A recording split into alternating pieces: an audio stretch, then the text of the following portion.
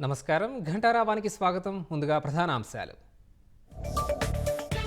వైకుంఠ ద్వార దర్శన టోకెన్ల జారీ ప్రక్రియపై పునః సమీక్ష.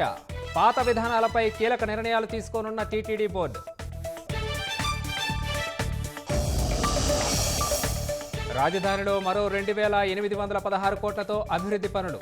టెండర్లు ఆహ్వానించిన సిఆర్డీఏ ఈ నెల 31 వరకు గడువు. భవన నిర్మాణ నిబంధనల్ని సరళీకృతం చేశామన్న సీఎం. స్థిరాస్తి రంగ అభివృద్ధికి చిత్తశుద్ధితో కృషి చేస్తున్నట్టు వెల్లడి.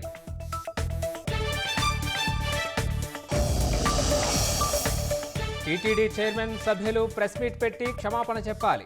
తానే చెప్పినప్పుడు నామోషి ఏంటని పవన్ కళ్యాణ్ ప్రశ్న.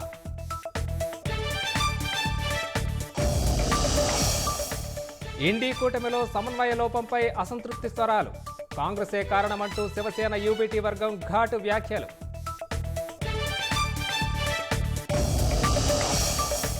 సంక్రాంతి పండుగకు సొంతోళ్ల బాట పట్టిన ప్రజలు.